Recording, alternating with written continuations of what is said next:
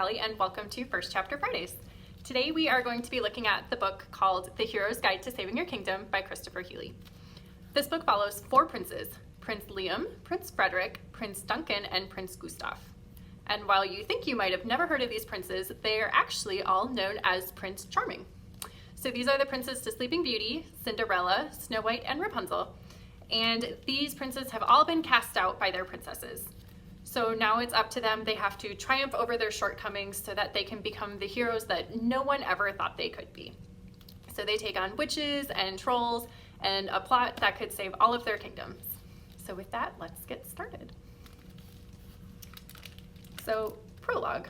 Things that you don't know about Prince Charming. Prince Charming is afraid of old ladies.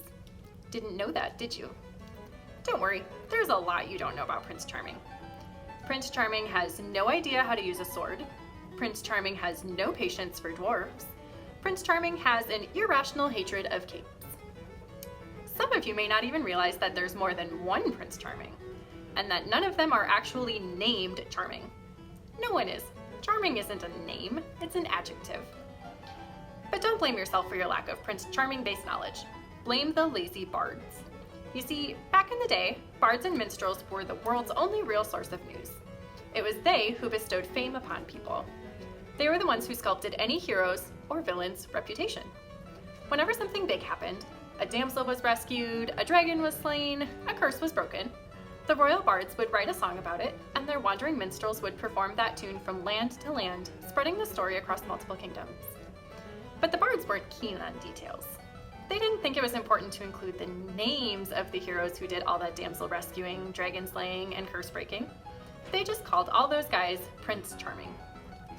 It didn't even matter to the bards whether the person in question was truly a daring hero, like Prince Liam, who battled his way past a bone-crushing, fire-blasting, magical monster in order to free a princess from an enchanted sleeping spell. Or some guy who merely happened to be in the right place at the right time, like Prince Duncan, who also woke a princess from a sleeping spell, but only because some dwarfs told him to. No, those bards gave a man the same generic name whether he nearly died, like Prince Gustav, who was thrown from a 90-foot tower when he tried to rescue Rapunzel, or simply impressed a girl with his dancing skill, like Prince Frederick, who wowed Cinderella at a royal ball. If there was anything that Liam, Duncan, Gustav, and Frederick all had in common, it was that none of them were very happy about being Prince Charming. Their mutual hatred of that name was a big part of what brought them together. Not that teaming up was necessarily the best idea for these guys.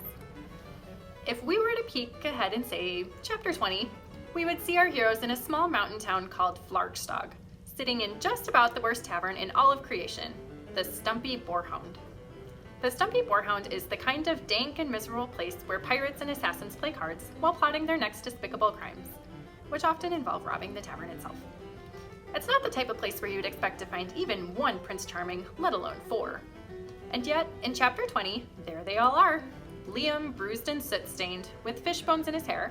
Gustav, in charred and dented armor, massaging his bald, bright red scalp. Frederick, covered with enough dirt to make you think he'd just crawled out of a grave. And Duncan, a big bump on his forehead and wearing, is that a nightshirt?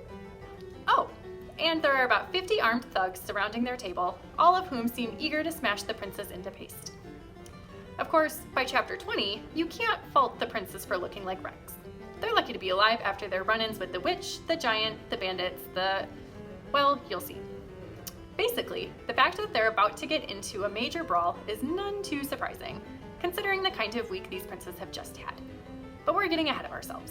Before we reach that turning point night at the Stumpy Boarhound, we need to head back to the peaceful kingdom of Harmonia, where the whole adventure, or mess, depending on whom you ask, began. We have to go back to when Prince Frederick managed to lose Cinderella. And that is the end. We're going to stop there. So that is the beginning of The Hero's Guide to Saving Your Kingdom. If you would like to read more, you can check it out at the library, and we will see you next time.